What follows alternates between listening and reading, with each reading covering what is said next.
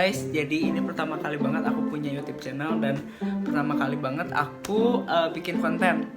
Dan mumpung aku lagi di luar kota, jadi aku mau bikin konten tentang prinsip-prinsip komunikasi gitu. Tapi sebelumnya aku belum pakai skincare rutin, belum cuci muka banget ini tuh beneran. Jadi sekalian nanti aku ngejelasin tentang prinsip komunikasi. Aku juga mau sambil cuci muka dan pakai skincare, oke? Welcome to my YouTube channel. 1, 2, 3. Boy, I'm tryna reach mama on Sunday. To make la la on Monday. Never need no one else, babe. 'Cause Jadi guys, sekarang aku cuci muka. Terus mau ngejelasin, aku mau ngejelasin tentang apa itu komunikasi dulu ya guys. Jadi komunikasi itu suatu proses ketika seseorang atau beberapa orang, kelompok, organisasi dan masyarakat menciptakan dan menggunakan informasi agar terhubung dengan lingkungan dan orang lain.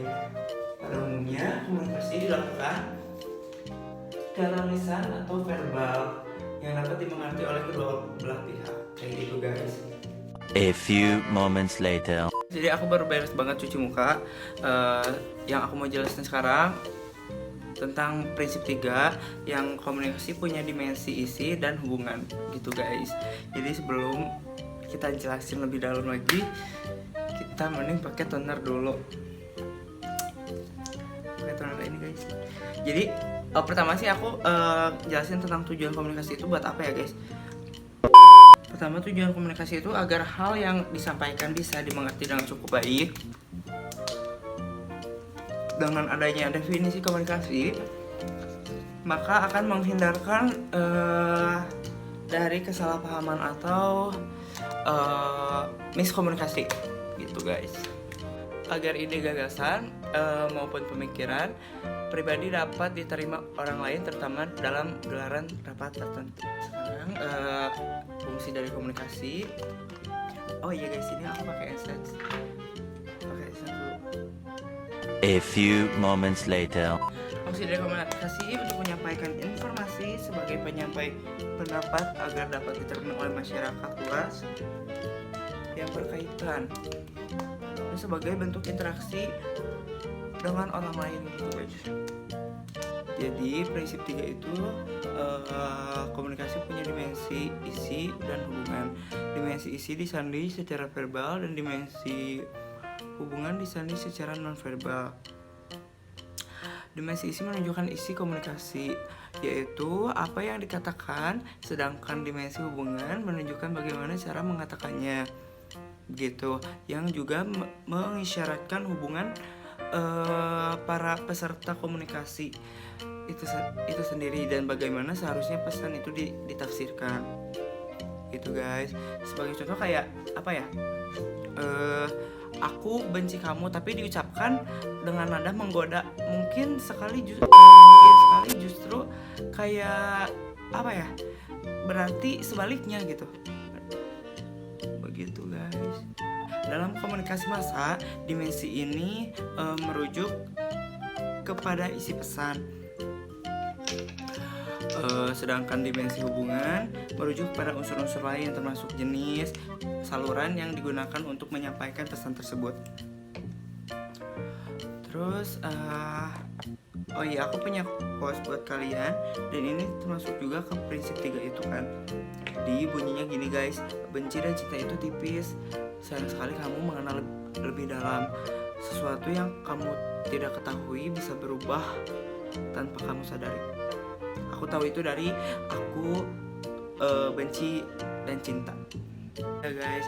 Jadi contoh lainnya kayak misalkan saat seseorang ingin meminjam uang, ia bisa meminjam uang dari ayah, ibu maupun adiknya gitu kan. Terus dalam hal ini pesan yang ia sampaikan kepada ayahnya berbeda, bakalan jauh lebih hormat daripada ke adiknya. Contoh kayak gambar di pinggir ini ya. Jadi contoh gambar di pinggir ini kayak ngejelasin saat meminjam uang kepada ibu, ayah atau adiknya. Cuman di sini aku pakainya yang ibu sama anaknya. Sebentar ya guys.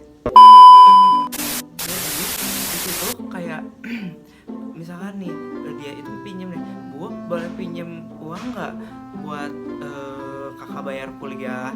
Dalam hal ini misalkan ia meminjam dan menjelaskan tentang kegunaan uang yang akan dia pinjam, karena ia ingin ibunya tahu kegunaan uang tersebut, jadi ibunya tidak akan marah gitu. Sedangkan saat meminjam uang ke adiknya, ia akan berkata, Dek, pinjam uang lah gitu kan, nanti pasti aku kembalikan gitu. Dalam hal ini si kakak meminjam tanpa menjelaskan apa uang tujuan untuk apa uang tersebut gitu kan. Terus namun ia lebih menekankan kalau ia pasti akan membayarnya gitu, karena bagi si adik uang itu tentu harus dikembalikan karena ia membutuhkannya. Namun jika dengan ibu, uang itu bisa diberikan secara cuma-cuma karena sang ibu melihat kalau anaknya memang benar-benar membutuhkan uang tersebut untuk tugas kuliahnya gitu guys. Jadi itu contoh lainnya tentang prinsip 3, komunikasi punya dimensi isi dan hubungan guys. Jadi itu yang bisa aku jelasin tentang prinsip 3, komunikasi punya dimensi isi dan hubungan. So kayak contoh-contoh yang tadi, terus apa itu komunikasi, terus fungsi dan tujuan komunikasi itu untuk apa gitu. So makasih banget buat udah nonton video aku tentang komunikasi ini. Semoga kalian nggak bosen nontonnya.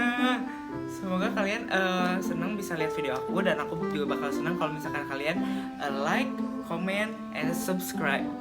Pokoknya kalau misalkan ada salah-salah kata mohon dimaafkan.